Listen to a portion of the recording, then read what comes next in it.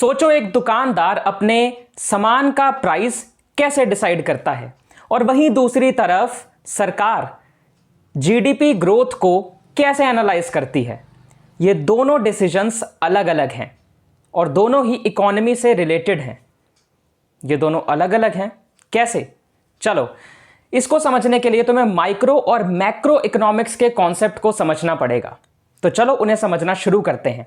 सबसे पहले तुम्हें आसान भाषा में बताता हूं कि माइक्रो इकोनॉमिक्स मैक्रो इकोनॉमिक्स क्या होती है। उसके बाद हम इसकी प्रॉपर डेफिनेशन देखेंगे।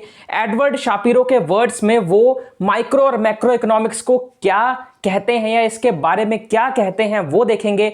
आफ्टर दैट एक टेब्यूलर फॉर्म में इनका डिफरेंस देखेंगे अच्छे से और उसके लास्ट में इन दोनों की इंपॉर्टेंस भी बताऊंगा। तो बस बने रहो इस वीडियो के साथ एंड तक। शुरू करते हैं ये लेक्चर। चलो तो यार सबसे पहले समझते हैं माइक्रो इकोनॉमिक्स के बारे में। माइक्रो इकोनॉमिक्स स्मॉल यूनिट्स या इंडिविजुअल लेवल पर इकोनॉमी को एनालाइज करती हैं। स्मॉल यूनिट्स या इंडिविजुअल लेवल का मतलब कोई भी एक इंडिविजुअल कंज्यूमर, एक इंडिविजुअल फर्म या फिर बिजनेसेस या कुछ स्पेसिफिक मार्केट्स एटसेट्रा, ये सब इस स्मॉल यूनिट्स या इंडिविजुअल लेवल के अंडर आते हैं।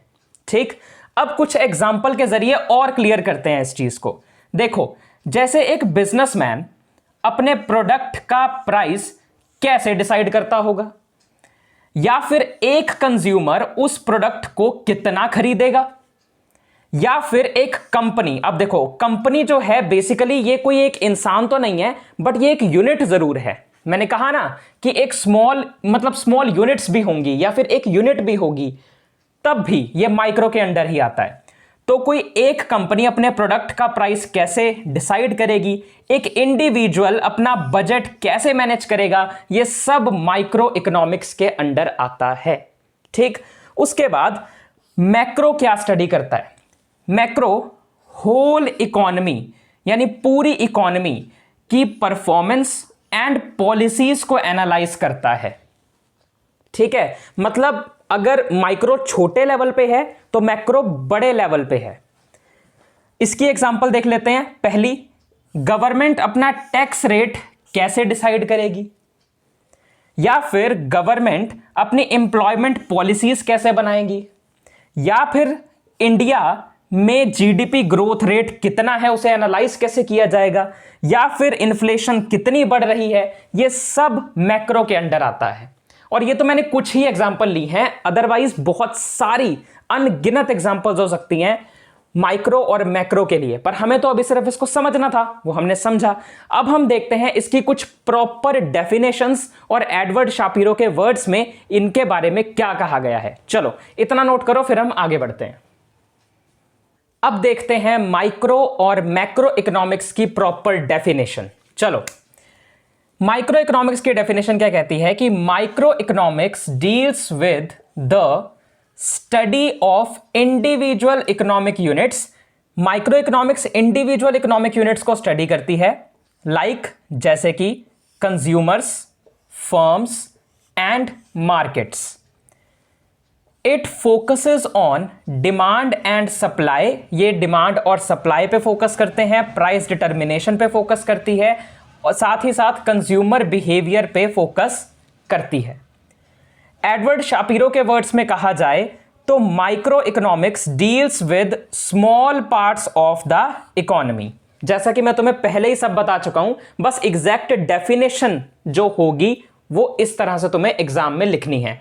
हालांकि एग्जाम में ऐसे छोटा छोटा क्वेश्चन नहीं आएंगे, एग्जाम में 20 मार्क्स का क्वेश्चन ही आएगा। अगर मैं जीएनडीयू की बात करूं तो एग्जाम पॉइंट ऑफ व्यू से देखा जाए तो उसमें एक बड़े सवाल में अगर तुम्हारे पास क्वेश्चन आता है distinction between micro and macro economics, difference between micro and macro economics, ये किसी भी तरह से घुमा के इनमें डिफरेंस आता है तो उसमें ऑब्वियस सी बात है कि ये इनके वर्ड्स और डेफिनेशन तुम्हें इंक्लूड तो करनी है ना उसमें। भले ही इससे पूरा क्वेश्चन का आंसर नहीं बनेगा पर तुम्हें कॉन्सेप्ट का आइडिया हो गया, कॉन्सेप्ट क्लैरिटी हो गई, इनकी एग्जांपल्स तुम्हें पता चल गई, इसकी डेफिनेशन पता चल गई, एक एडवर्ड शापिरो के वर्ड्स में ये क्या कहते हैं इनके बारे में वो पता चल गया, तो तुम इसको फॉर्म कर सकते हो। टेबुलर फॉर्म में ये काफी लंबा आंसर तुम खुद से बना सकते हो। अगर इलेबोरेशन करने में तुम अच्छे हो, बढ़ा चढ़ा के लिखने में तुम अच्छे हो, या पंजाबी चप्पा कहने जे तुसी गप मारन च वधिया हो तो बड़े आराम नाल बना लोगे। ठीक है, इतना हो गया। अब आते हैं मैक्रो इकोनॉमिक्स पे जो मेन है। अब macro economics deals with the study of the economy as a whole. ये पूरी इकोनॉमी की स्टडी करता है। It focuses on aggregate variables. ये एग्रीगेट वेरिएबल्स पे फोकस करता है। अब मुझे पता है ये वर्ड सुनते ही कई लोगों के दिमाग की बत्ती जली होगी। एग्रीगेट वेरिएबल्स क्या होता है? देखो यार, एग्रीगेट वेरिएबल्स को समझते हैं यहां नीचे। देखो, एग्रीगेट जो वर्ड है इसका मतलब क्या है? ये जो एग्रीगेट है बेसिकली ये पूरी इकोनॉमी से रिलेटेड है, जो बड़े लेवल के इंडिकेटर देता है।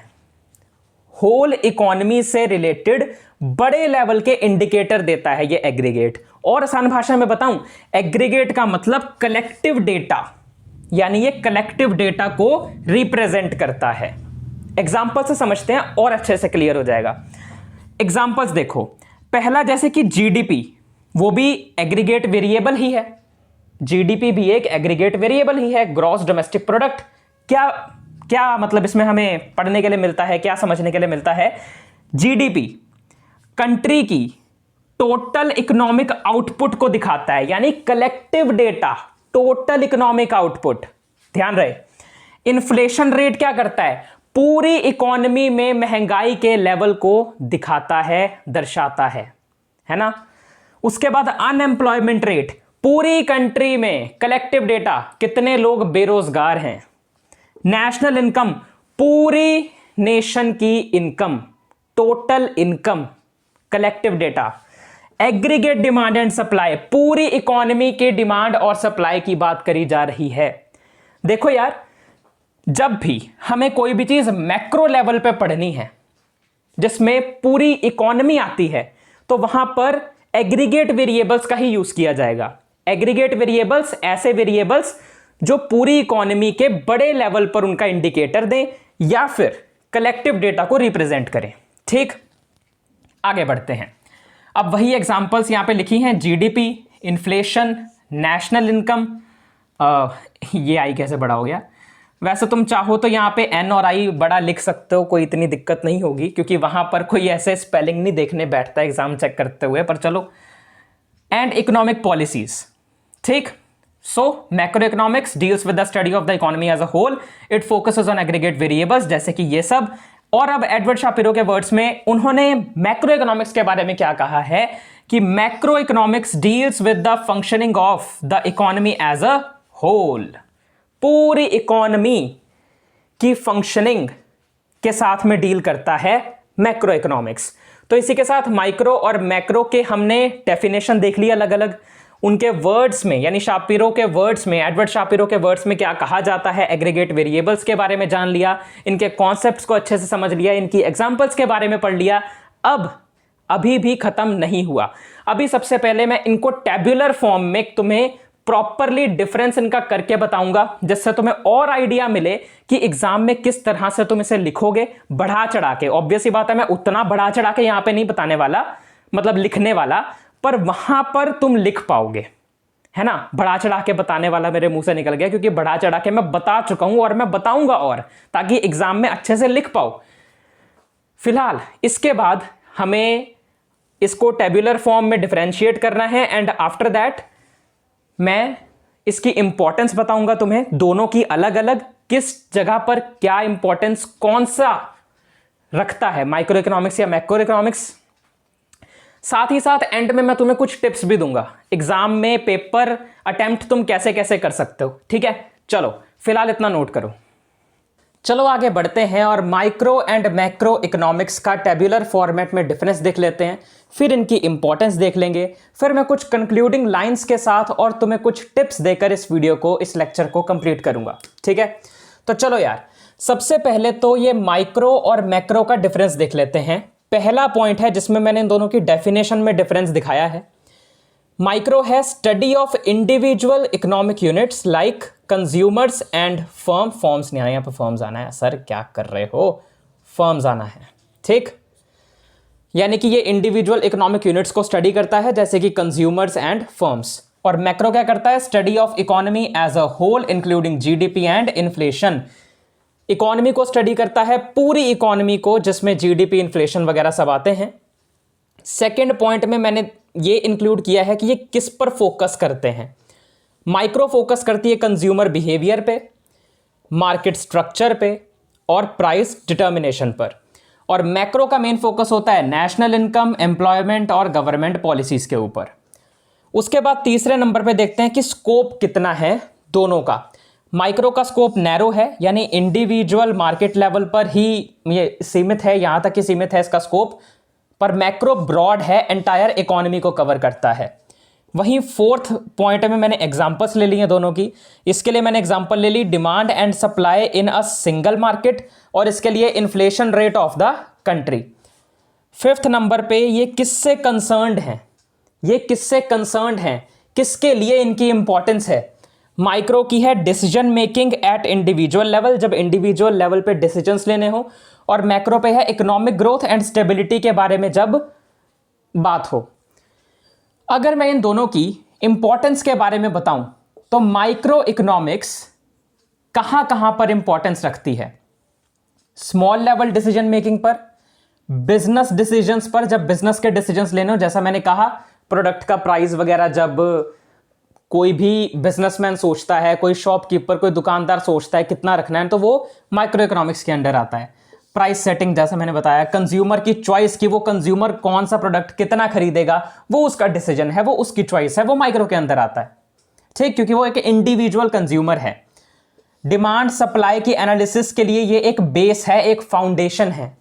कहते हैं ना, हर एक चीज की फाउंडेशन स्ट्रांग होनी चाहिए, नींव बहुत सही होनी चाहिए, क्योंकि अगर नींव कमजोर है तो फिर घर तो गिरेगा ही ना। उसके बाद मैक्रो इकोनॉमिक्स के अंदर हम क्या क्या पढ़ते हैं, क्या क्या कवर होता है, इसकी इंपॉर्टेंस कहां कहां है? नेशनल लेवल डिसीजन मेकिंग पर, गवर्नमेंट पॉलिसीज के लिए, इकोनॉमिक स्टेबिलिटी के लिए, और इसमें आता है जीडीपी, इन्फ्लेशन, फिस्कल पॉलिसीज वगैरह। अब फिस्कल पॉलिसीज पढ़ते ही फिर से दिमाग की बत्ती जली, ये क्या होता है? तो चलो ये भी जानते हैं।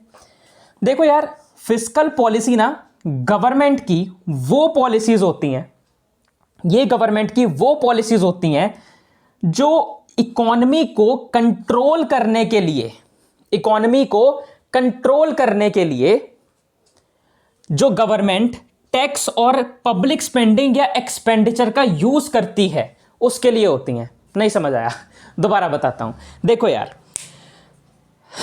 गवर्नमेंट, वैसे ना मैं तुम्हें अभी जो बताने वाला हूं वो इस फिस्कल पॉलिसी के बारे में पूरी बात नहीं है, क्योंकि इसके बारे में तुम आगे बहुत डिटेल में पढ़ने वाले हो, इसलिए अभी मैं सिर्फ तुम्हें थोड़ा सा आइडिया दे रहा हूं इसका। ठीक, तो ये मत कहना आपने गलत बताया, आपने पूरी तरह नहीं बताया। मैं तुम्हें सिर्फ अभी इसका आइडिया दे रहा हूं फिस्कल पॉलिसी का, क्योंकि अभी जो हम टॉपिक पढ़ रहे हैं उसमें तुम्हें इसे इतनी डिटेल में पढ़ने की जरूरत नहीं, पर इसका आइडिया लेना जरूरी है, क्योंकि ये मैक्रो के अंडर आती है। अब देखो यार, गवर्नमेंट लोगों से टैक्स लेती है।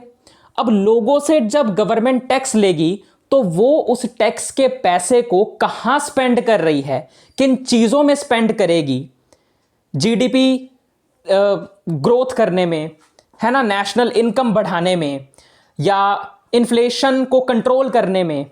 तो वही कहा जा रहा है कि गवर्नमेंट की वो पॉलिसीज जिसमें वो अपनी इकोनॉमी को कंट्रोल करती है, ये टैक्स और पब्लिक स्पेंडिंग का यूज करती है ना। टैक्स और पब्लिक स्पेंडिंग का यूज कैसे, कहां किया जा रहा है, इसके लिए प्रॉपर जो पॉलिसीज बनाई जाती है वो इस फिस्कल पॉलिसी के अंडर आती है।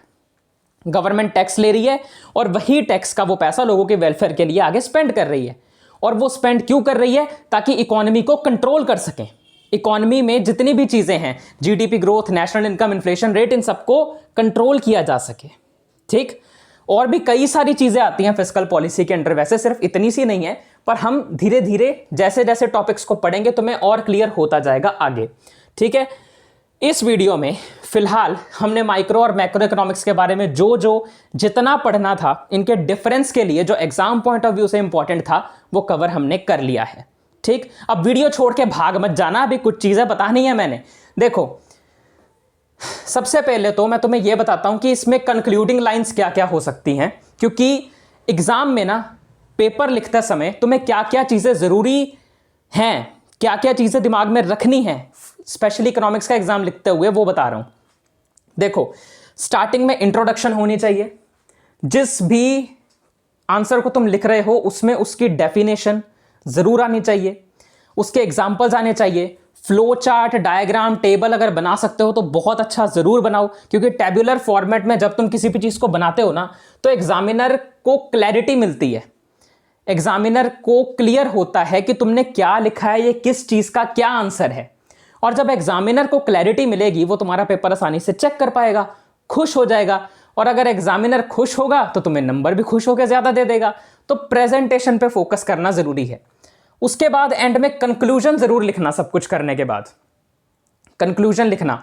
और कंक्लूजन में तुमने बहुत ज्यादा कुछ रट के नहीं जाना किसी भी चीज के बारे में। तुम्हें अगर कंसेप्ट पता है तो कंक्लूजन खुद से बन जाएगा। एग्जांपल, माइक्रो और मैक्रो इकोनॉमिक्स की तुमने इंपॉर्टेंस देखी, अब इससे अगर तुम्हें कंक्लूजन बनाना हो तो तुम क्या बनाओगे? ठीक है, मैं तुम्हें आसान भाषा में बता रहा हूं, बाकी उस टाइम पर इंग्लिश में एग्जैक्ट सही से बनाना, मैं तुम्हें सिर्फ आसान भाषा में समझाने के लिए बता रहा हूं। माइक्रो इकोनॉमिक्स में स्मॉल लेवल डिसीजन मेकिंग होती है, प्राइस सेटिंग के लिए जरूरी है, यानी कि इंडिविजुअल लेवल या छोटे लेवल पर माइक्रो इकोनॉमिक्स होता है। और मैक्रो बड़े लेवल के डिसीजंस के लिए या बड़े लेवल के लिए होता है। माइक्रो और मैक्रो दोनों एक दूसरे से कनेक्टेड हैं और दोनों की अपनी अलग अलग इंपॉर्टेंस है, दोनों अपनी अपनी अलग अलग इंपॉर्टेंस रखते हैं, दोनों की अपनी अलग अलग नीयत है ना, दोनों को देखने की अलग अलग नीयत है, पर्सपेक्टिव है, नजरिया है। और इससे मुझे एक लाइन भी याद आती है कि हर किसी का ना हर एक चीज को देखने का अपना नजरिया होता है, और जैसी जिसकी नीयत वैसे ही वो कहानी लिखता है या वैसी ही वो कहानी रखता है।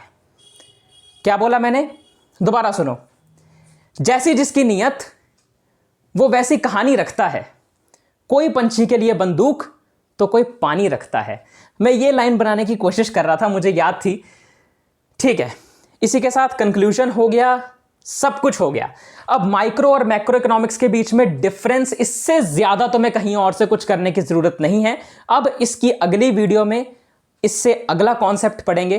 तब तक के लिए बस अपना ध्यान रखना। Take care, bye bye bye bye bye bye. और हाँ, जाने से पहले अगर ये वीडियो अच्छी लगी हो तो नीचे अच्छा सा कमेंट कर देना, अपना फीडबैक देना अपने ज़्यादा से ज़्यादा फ्रेंड्स के साथ। और जो इकोनॉमिक्स पढ़ रहे हैं, जिन्हें ये टॉपिक पढ़ना है, जो GNDU के स्टूडेंट्स हैं, जो BSc इकोनॉमिक्स, BA इकोनॉमिक्स कर रहे हैं, सबको तुम ये सेंड कर सकते हो। इस वीडियो को लाइक कर देना। अगर कोई डाउट हो तो वो भी तुम नीचे कमेंट सेक्शन में बता सकते हो। मैं मिलता हूं तुम लोगों से अगली किसी और वीडियो में, तब तक के लिए बाय बाय।